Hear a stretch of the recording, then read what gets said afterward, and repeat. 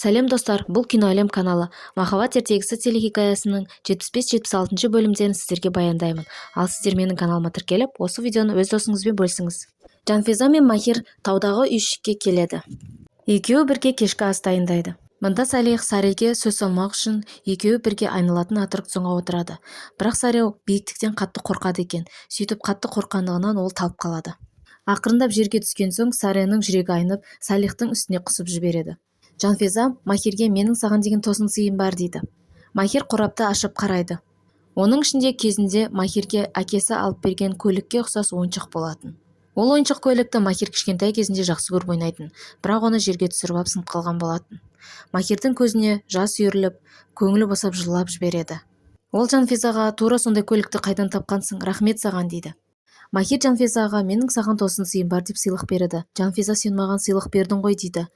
Менің туған күнімді бұдан былай тек саған ғана сыйлық беремін деп шештім дейді Махир. Ол қораптың ішінде кезінде Жанфиза жақсы көріп ойнаған күй таспа болатын. Бұл сынып қалған еді ғой, бұны қалай жөндетіп үлгердің, рахмет саған деп алғысын білдіреді. Ферман ақшам жоқ деген соң Севда оған ақша береді.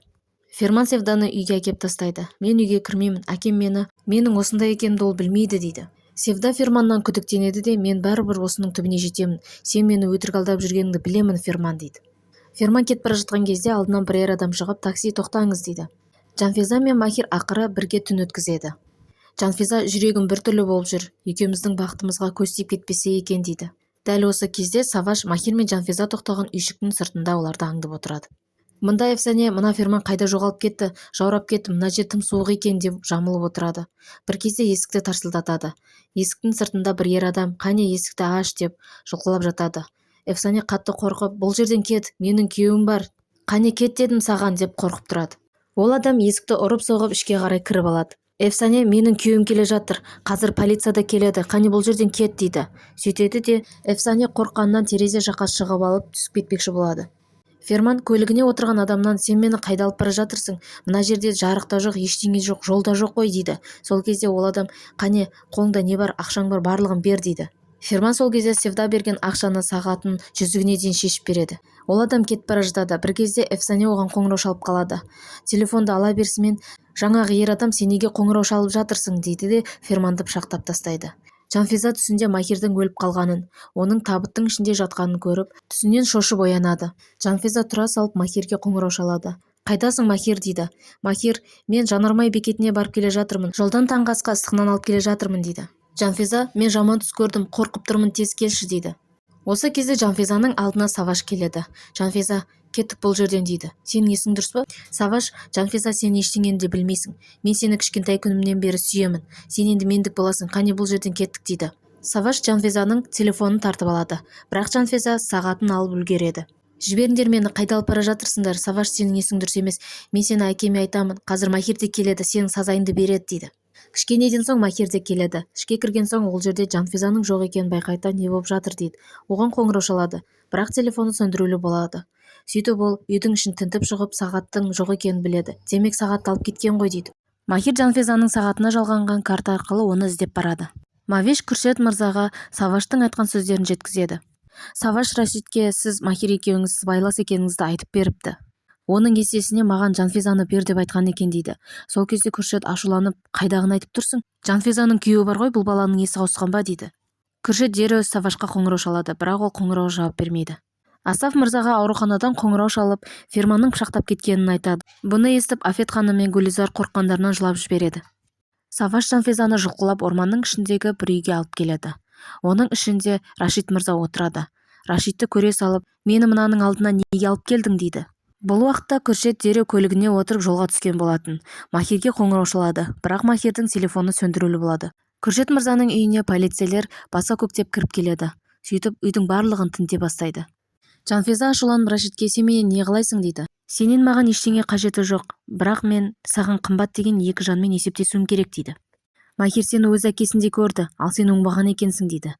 Рашид, мен де оны өз ұлымдай көрдім.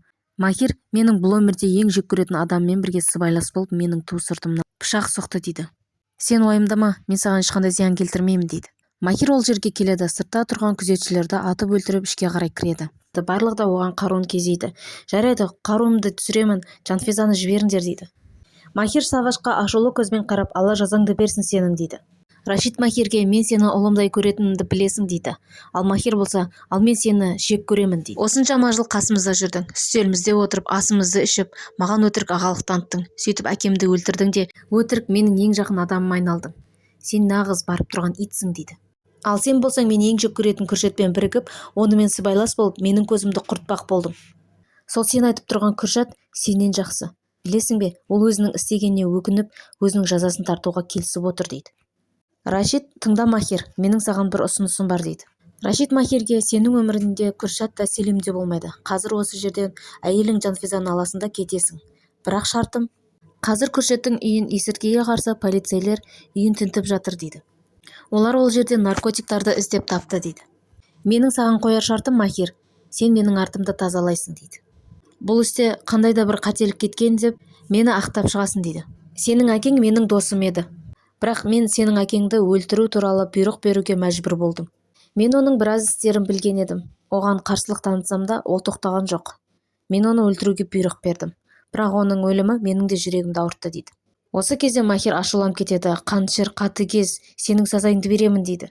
Рашид Махирге, екеуміз бір мәмілеге келуіміз керек. Егер сен келіспейтін болсаң, не мына табытпен сен шығасың, не мен дейді. Махир ашуланып Рашидке қарап, әкемнің өлімінің есесіне сенімен ешқашан келісімге келмеймін дейді. Махир, қаласаң мені өлтір, мен өлімнен қорқпаймын, бірақ мен ешқашанда әкемді өлтірген қылмыскермен бірге келісімге келмеймін дейді. Рашид болса, мені сені өлтірумен зорлама Махир дейді. Махир, Жанфизаны жібер, оның ешқандай кінәсі жоқ, ол кетсін, менімен ғана есеп айырыс дейді. Уайымдама, Жанфиза өлмейді дейді. Рашид Махирге бүкіл ашуды жиырып, кел татуласайық деп қолын береді. Махир Рашидке, мен сен сияқты қаншырмен екі дүниеде татуласпаймын дейді. Рашид, жарайды Махир, өз қалауың дейді де телефонмен біреуге SMS жазып жібереді. Махир, Рашид, не істеп жатырсың дейді. Дәл осы кезде ішке Селим кіріп келеді де, Жанфиза менімен кетеді Махир дейді. Саваш ештеңкені түсінбей қарап қалады. Рашид Селимге, Жанфизаны алда бұл жерден кет дейді. Қайдағын айтпа Рашид, есіңді жи дейді Махир. Махир, жоқ, әкетпейсің деп Селимге қарсылық танытып жатқан кезде оның артынан ауыр темірмен бір-ақ ұрады. Қатты соққыдан соң Махир есінен танып жерге құлайды. Жанфиза, жоқ Махир, есіңді жи деп айғайлайды. Селим Жанфизаны күштеп көлігіне отырғызайын деп жатады. Селим, Жанфизаны жібер деп Саваш қаруын Селимге қарай кезейді. Осы сәтте Савашты Рашид атып өлтіреді. Махирді табыттың ішіне салып алып шығып жатады. Селим болса, көрдің бе ғашығыңды, соңғы рет Махиріңді көріп қал дейді. Жанфиза, жібер қолымды, жоқ Махир, ояншы, сен өлген жоқсың деп жылайды. Жанфиза Махирдің алдына жүгіріп барып, оны түртіп, Махир, ояншы, мені тастап кетпеші, өтініш, мен сенсіз өмір сүргім келмейді, мен сені сүйемін дейді. Содан соң Селим Жанфизаны күштеп көлікке отырғызады. Олар Махирдің табытының бетін жабады да жерге көме бастайды. Мында Селим мен Рашид, біз жеңіске жеттік деп бір-біріне қарап күлімсіреп тұрады. Келесі бөлім өте қызықты болады. Сол үшін Киноәлем арнасына тіркеліп, қоңыраушаны басып қойсаңыз, жаңадан шыққан видеоларды біріншілерден болып көретін боласыз.